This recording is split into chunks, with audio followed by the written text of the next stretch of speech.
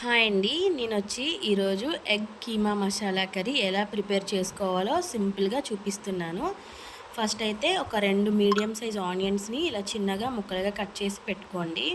అలానే ఒక 2 బాగా పండిన టమాటాస్‌ని చిన్న ముక్కలుగా కట్ చేసుకోండి. అలానే ఒక 2 రెబ్బలు కరివేపాకు అండ్ షాజీరా 1 టేబుల్ స్పూన్ తీసుకోండి. అలానే మనకి పచ్చిమిర్చి ఒక మీ కారానికి తగ్గట్టుగా నేనైతే ఒక 2 పచ్చిమిర్చిని ఇలా చిన్నగా కట్ చేసి పెట్టుకున్నాను. అప్పుడే ఫ్రెష్‌గా దంచిన అల్లం వెల్లుల్లి పేస్ట్ ఒక 2 టేబుల్ స్పూన్స్ దాకా తీసుకోండి. హాఫ్ టీ స్పూన్ దాకా పసుపు అండ్ ఒక టీ స్పూన్ వచ్చేసి కారం, ఇంకా గరం మసాలా, చికెన్ మసాలా కలిపి వేసుకున్నాననమాట ఒక టేబుల్ స్పూన్ దాకా. అలానే సరిపడా వాటర్.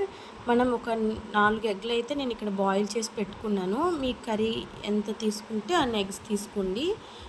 మేము 4 మెంబర్స్ కాబట్టి నేను 4 ఎగ్స్‌ని అయితే బాయిల్ చేసుకొని ఇలా తురిమైతే పెట్టుకున్నానండి. మీకు కావాలంటే మీరు ఎక్స్ట్రాగా ఒక 5 ఆర్ 6 ఎగ్స్ అయితే బాయిల్ చేసి తురుముకొని పెట్టుకోవచ్చు. అది మీరు కర్రీ ఎంత చేసుకుంటారో దాన్ని బట్టి. సో నాకైతే 4 ఎగ్స్ అయితే సరిపోతాయి. సో స్టవ్ అయితే వెలిగించుకొని ఒక మంచి కడాయి అయితే పెట్టుకోండి. మంచి కళాయి అంటే అడుగు అంటకుండా ఉండేటట్టు చూసుకోండి కళాయిని.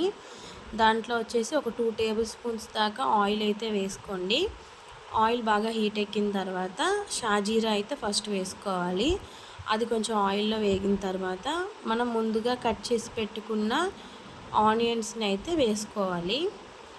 ఆనియన్స్ మనకి ఎప్పుడైనా సరే మంచిగా గోల్డెన్ కలర్లో వచ్చేటట్టుగా వేయించుకోవాలి ఆయిల్లో. అప్పుడే మనకి కర్రీకి మంచి టేస్ట్ అయితే వస్తుంది. ఆ తర్వాత వచ్చేసి మనం ఒక 2 రెబ్బలు కరివేపాకుని అయితే వేసుకోవాలి. కరివేపాకు వేసిన తర్వాత వెంటనే లిడ్ అయితే క్లోజ్ చేసుకుంటే మనకి కరివేపాకులో నుంచి మంచి స్మెల్ అయితే వస్తుంది. సో అది మనకి ఆనియన్స్కి బాగా పడుతుందన్నమాట. మంచిగా మిక్స్ చేసుకున్న తర్వాత లిడ్ క్లోజ్ చేసుకొని కొంతసేపు అయితే నేను వేయించుకున్నాను. మంచిగా గోల్డెన్ కలర్లో వచ్చిన తర్వాత ముందుగా కట్ చేసి పెట్టుకున్న ఒక 2 పచ్చిమిర్చీస్ అయితే వేసుకున్నాను. అది వేసుకొని మంచిగా మిక్స్ చేసుకోండి. పచ్చిమిర్చి కూడా మనకి మంచిగా వేగాలి.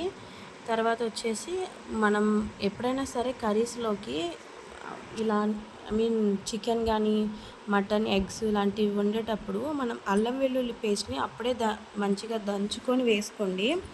అప్పుడు మంచి టేస్ట్ అనేది ఫ్లేవర్ అనేది వస్తుంది. మిక్సీ కాకుండా మనం దంచుకొని వేసుకుంటే ఆ కర్రీ టేస్ట్ కూడా బాగుంటుందన్నమాట. నేను ఇక్కడైతే దంచుకొని పెట్టుకున్నాను మంచిగా. అదే వేసుకున్నాను. అల్లం వెల్లుల్లి పేస్ట్ పచ్చివాసన అంతా పోయేటట్టు వేయించుకున్న తర్వాత ముందుగా కట్ చేసి పెట్టుకున్న టమాటాస్ని అయితే వేసుకోవాలి. టమాటాస్ని వేసుకున్న తర్వాత మంచిగా కలుపుకొని మనం మూత పెట్టుకొని సిమ్లో పెట్టుకొని ఒక 5 మినిట్స్ దాకా కుక్ చేసుకోవాలి. దీనివల్ల టమాటాస్ మనకి మంచిగా సాఫ్ట్గా కుక్ అవుతుంది ఆయిల్లో. అలా కుక్ అవ్వడం వల్ల కర్రీ మంచిగా ఫ్లేవర్ అనేది వస్తుంది.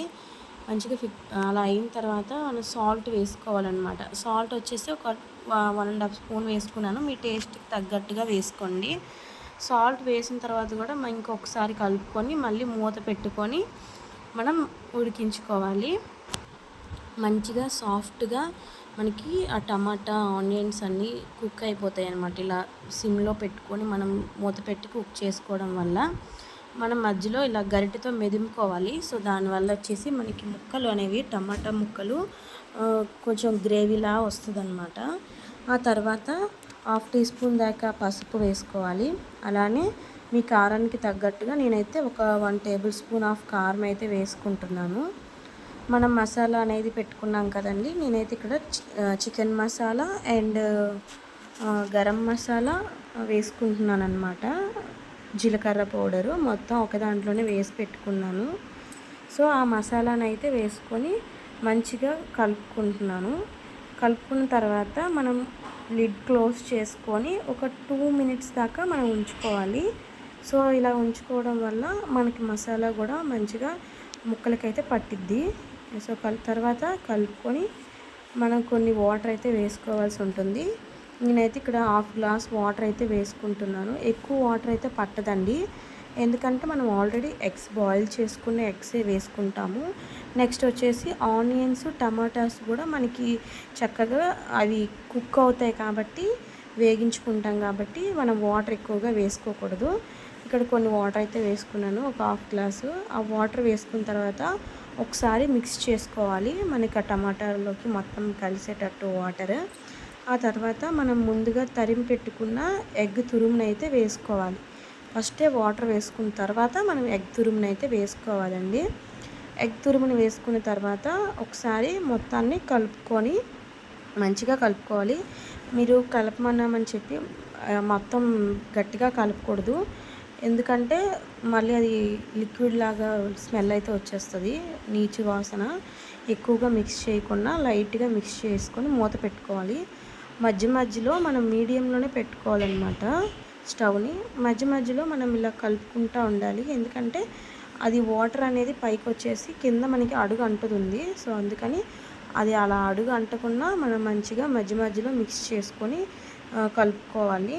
ఇలా కలుపుకున్న తర్వాత మనం ఇలా వాటరీ కన్సిస్టెన్సీలోనే ఉంచుకోవాలి, అలానే మరీ వాటరీగా ఉండకూడదు. నేను ఇప్పుడు వీడియోలో చూపించినట్టుగా కర్రీ రెడీ అయిన తర్వాత మనం స్టవ్ని అయితే కట్టేసుకోవాలండి.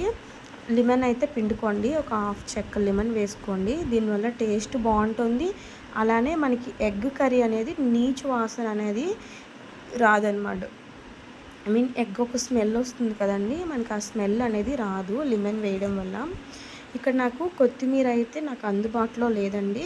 సో మీరు స్టవ్ కట్టుకున్న తర్వాత లెమన్ వేసుకొని ఒకసారి మిక్స్ చేసుకొని, నాకు కొత్తిమీర అయితే అవైలబుల్గా లేదు. కొత్తిమీర వేసుకుంటే చాలా బాగుంటుందండి. బ్యాచిలర్స్ అయినా ఎవరైనా సరే సింపుల్గా ఈజీగా ప్రిపేర్ చేసుకోవచ్చు. రోటీ రైస్లోకి మంచి కాంబినేషన్గా పనికొస్తుంది. అలానే మన వీడియోస్ చూస్తున్నారు కానీ లైక్ చేయట్లేదు, సబ్స్క్రైబ్ చేసుకోవట్లేదు. Please like, subscribe my channel.